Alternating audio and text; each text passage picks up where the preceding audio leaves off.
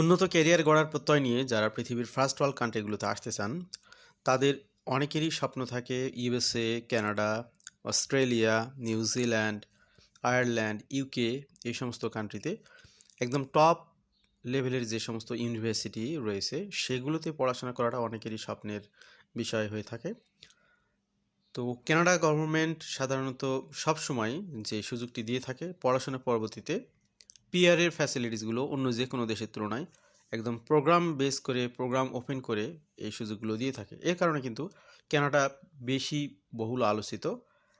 তো একদম গ্লোবাল র্যাঙ্কিংয়ের দিক থেকে যদি চিন্তা ভাবনা করা হয় তাহলে কানাডাতে কোন প্রতিষ্ঠানগুলোতে পড়তে আসা আপনার জন্যে ভালো সে বিষয়টিও আমরা এখানে তুলে ধরতে পারি। আজকের আলোচনা মূলত স্টুডেন্টদের জন্য, সব লেভেলের স্টুডেন্টদের জন্যই, বিশেষ করে যারা একটু বেশি হাই লেভেলের বা একটু হাই ক্যাপাসিটি সম্পন্ন স্টুডেন্ট তাদের জন্যে।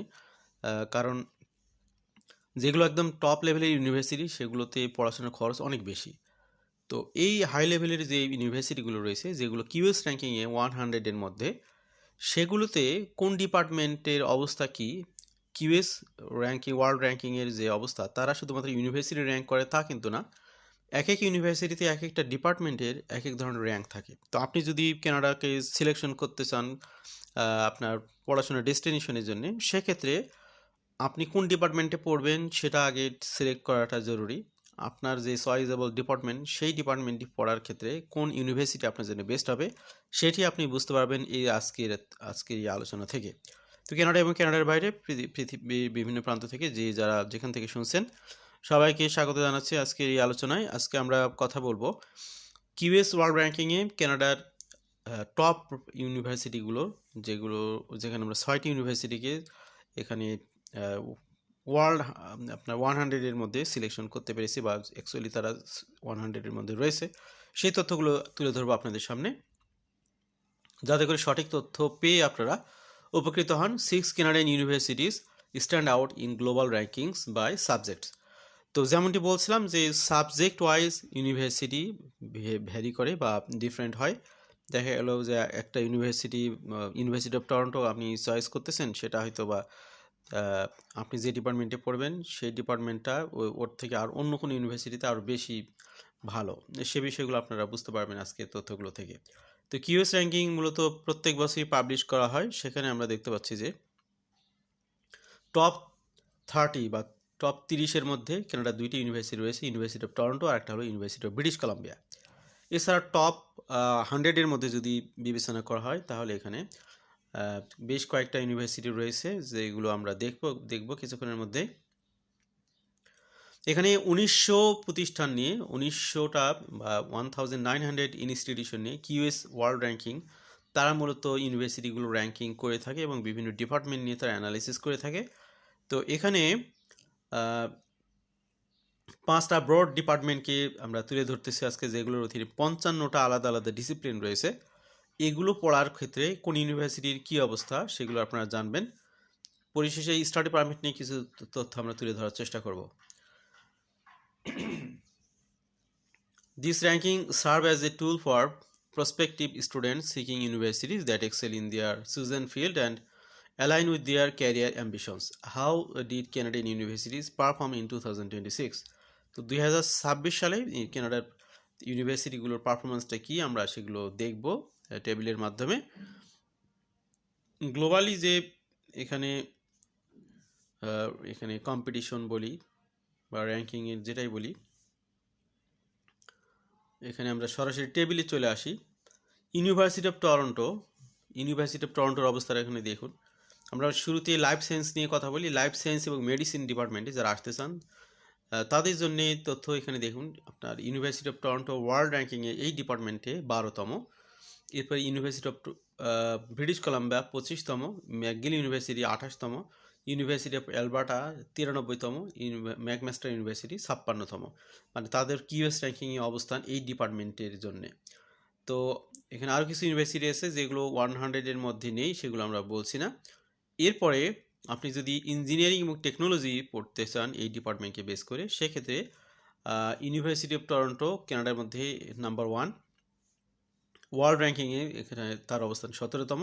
ইউনিভার্সিটি অফ ব্রিটিশ কলাম্বিয়া তার অবস্থান হচ্ছে 29তম, কানাডার মধ্যে নাম্বার 2। ম্যাকগিল ইউনিভার্সিটিতে তার ওয়ার্ল্ড র্যাঙ্কিং হলো 41 এবং কানাডার র্যাঙ্কিং হচ্ছে 4th। R university of Waterloo তার অবস্থান হচ্ছে 38 ওয়ার্ল্ড র্যাঙ্কিং এবং কানাডা থেকে এর অবস্থান হলো 3য়। এবার আমরা যদি ন্যাচারাল সায়েন্স নিয়ে কথা বলি, ন্যাচারাল সায়েন্সে ইউনিভার্সিটি অফ টরন্টোর অবস্থান হচ্ছে 16তম, তারপরে ইউনিভার্সিটি অফ ব্রিটিশ কলাম্বিয়া 22তম, ম্যাকগিল ইউনিভার্সিটি 39তম, ইউনিভার্সিটি অফ ওয়াটারলু 67তম, ইউনিভার্সিটি অফ অ্যালবার্টা 98তম। এবার আমরা যদি আর্টস অ্যান্ড হিউম্যানিটিস নিয়ে কথা বলি, সেক্ষেত্রে ইউনিভার্সিটি অফ টরন্টোর অবস্থান 14তম, ইউনিভার্সিটি অফ ব্রিটিশ কলাম্বিয়ার অবস্থান 23তম, ম্যাকগিল ইউনিভার্সিটির অবস্থান 35তম। আর কোনো ইউনিভার্সিটি 100 এর মধ্যে নেই। এবার যদি আমরা সোশ্যাল সায়েন্স এবং ম্যানেজমেন্ট নিয়ে কথা বলি, ইউনিভার্সিটি অফ টরন্টোর অবস্থান 15তম, তারপর ইউনিভার্সিটি অফ ব্রিটিশ কলাম্বিয়ার অবস্থান 18তম, ম্যাকগিল ইউনিভার্সিটির অবস্থান 32তম। তো এটা হচ্ছে ব্রড 5টি ক্যাটাগরির আলোকে র্যাঙ্কিংগুলো করা। সেক্ষেত্রে আমরা আরও এটা বিশ্লেষণে যাব কিছুক্ষণের মধ্যে। তো এখানে অনেকগুলো ডিপার্টমেন্ট আবার টাইজ আছে পৃথিবীর বিভিন্ন দেশের সাথে, সেগুলো আমরা দেখব। যেমন ম্যাকগিল ইউনিভার্সিটি 28তম, হংকং ইউনিভার্সিটি অফ হংকংয়ের সাথে লাইফ সায়েন্সের ক্ষেত্রে। এরপর আছে ইউনিভার্সিটি অফ অ্যালবার্টা 93তম, Trinity College of Dublin University of ডাবলিনের সাথে। এরপর ইউনিভার্সিটি অফ গ্রোনিনজেন এবং ইউনিভার্সিটি অফ লিডস, এখানে অনেকগুলো ইউনিভার্সিটি এখানে একসাথে 93তম হয়েছে। ইঞ্জিনিয়ারিং এবং টেকনোলজির ক্ষেত্রে যদি আপনি দেখেন, তাহলে ইউনিভার্সিটি অফ ব্রিটিশ কলাম্বিয়া 29তম হয়েছে ইনস্টিটিউট পলিটেকনিক ডি প্যারিস এই প্রতিষ্ঠানের সাথে। তারপরে ইউনিভার্সিটি অফ ওয়াটারলু তারা 28তম হচ্ছে ইঞ্জিনিয়ারিং এবং টেকনোলজিতে, তাদের সাথে আর একটা টাই করেছে, এটা হলো প্রিন্সটন ইউনিভার্সিটি। এবার আমরা যদি ন্যাচারাল সায়েন্সের দিকে আসি, তাহলে ইউনিভার্সিটি অফ টরন্টো সেটা টাইজ হয়েছে কলাম্বিয়া ইউনিভার্সিটির সাথে 16তম যৌথভাবে। University of British Columbia tie হয়েছে সরবর্নি ইউনিভার্সিটি 22তম, এবং হচ্ছে university of California Los Angeles. তো 3টা ইউনিভার্সিটি এখানে একই র্যাঙ্কে রয়েছে। তারপরে ম্যাকগিল ইউনিভার্সিটির কথা যদি বলি, তারা হচ্ছে এখানে ন্যাচারাল সায়েন্সে 39তম এবং তারা এখানে টাই করেছে ইউনিভার্সিটি অফ সাউথ ওয়েলস এবং university of California San Diego. এবার আমরা আসি আর্টস অ্যান্ড হিউম্যানিটিসে। ম্যাকগিল ইউনিভার্সিটি তারা 35তম, টাইড হয়েছে এখানে ইউনিভার্সিটি অফ পেনিসিলভেনিয়ার সাথে। সোশ্যাল সায়েন্স এবং ম্যানেজমেন্টের কথা যদি আমরা বলি, তাহলে ইউনিভার্সিটি অফ টরন্টো 15তম, পেকিন ইউনিভার্সিটির সাথে। University of British Columbia tied হয়েছে কর্নেল ইউনিভার্সিটির সাথে, তাদের অবস্থান হল 32তম। Which disciplines are considered under each subject. এবার আপনার 5টি ব্রড সাবজেক্ট ডিপার্টমেন্ট দেখেছেন, সেগুলোর অধীনে কোন কোন ডিপার্টমেন্টে পড়া যায়। 55টা ডিপার্টমেন্ট রয়েছে বা ডিসিপ্লিন রয়েছে, সেগুলো আমরা আপনাদের সামনে তুলে ধরি। শুরুতে রয়েছে লাইফ সায়েন্স এবং মেডিসিন, এর অধীনে যে যে ডিপার্টমেন্টগুলো রয়েছে, agriculture and forestry, anatomy and psychology, anatomy and sociology, তারপরে রয়েছে বায়োলজিক্যাল সায়েন্স, এরপর রয়েছে ডেন্টিস্ট্রি, তারপর রয়েছে মেডিসিন, তারপরে নার্সিং, এরপর রয়েছে ফার্মাসি অ্যান্ড ফার্মাকোলজি, তারপরে রয়েছে সাইকোলজি, এরপর রয়েছে ভেটেরিনারি সায়েন্স। এগুলো সবগুলোই হলো লাইফ সায়েন্স এবং মেডিসিনের অধীনে। এবার আমরা আসি ইঞ্জিনিয়ারিং এবং টেকনোলজির অধীনে অনেকগুলো ডিপার্টমেন্ট রয়েছে। Computer science and information systems, data science and artificial intelligence, engineering chemical, engineering civil and structural, engineering electrical and electronic, engineering mechanical, engineering mineral and mining, engineering petroleum. Natural science নিয়ে যদি আপনি চিন্তা ভাবনা করেন, তাহলে এখানে যে ডিপার্টমেন্টগুলো রয়েছে, সেখানে রয়েছে chemistry, arts and marine in science, environmental science, geography, geology, geophysics, material science, mathematics, physics and astronomy. Arts and humanities নিয়ে যদি আমরা কথা বলি, সেখানে রয়েছে archaeology, architect and build environment, art and design, art history, classic and ancient history, English language and literature, history, linguistics, modern languages, music, performing arts, philosophy, theology, divinity and religious studies.